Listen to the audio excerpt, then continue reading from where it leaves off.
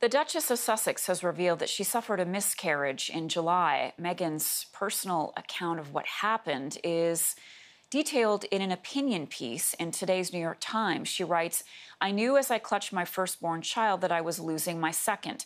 She and husband Prince Harry have an 18-month-old son, Archie. She writes that by opening up, she hopes to help others who have shared the experience. CTV's Danielle Hamanjan joins me now from London with more. Danielle, tell us more about this emotional column in the New York Times and the reaction to it.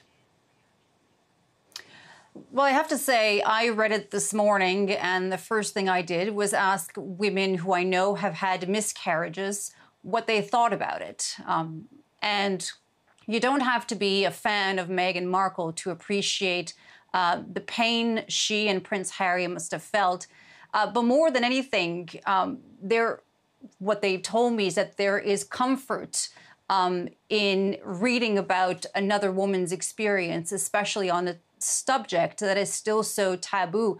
And she was able to articulate really well an experience that can be so painful and so difficult. And one line, the one you just read, "I knew as I clutched my first child that I was losing my second," I think that resonated with a lot of women.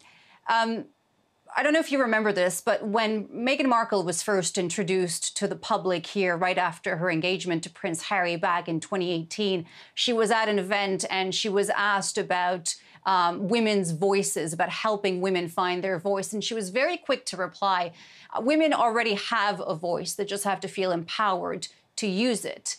And here she is a few years later after everything that they've been through, and she's picked the New York Times, one of the world's biggest newspapers. And many, I'm sure, will criticize her for that.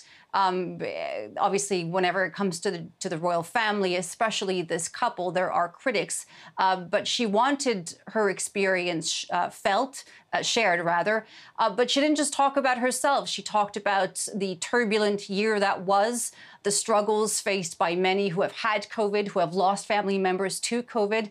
But overall, this is sort of urging people to be more compassionate towards each other and to ask each other, are you okay? Something she was asked last year during her trip to South Africa, and she was taken aback when she was asked that question by a British reporter because she didn't expect it, and she said, "Thank you for asking that." Yeah, and it's such a simple thing to say.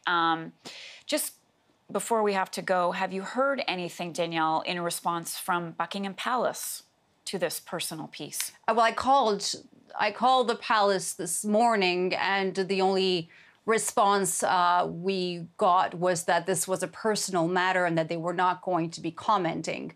It's not really a surprise, but it would be interesting to know, did the royal family, did the Duke and Duchess of Cambridge know that this piece was going to come out? I don't know, but we did hear from Diana's brother, who was interviewed this morning, and so he said what many have said, that this was such a difficult thing to go through, and it was very courageous of her to put it in writing and have this subject that is still so taboo shared with millions around the world. Danielle, thank you for that. Danielle Hamanjan from our London bureau.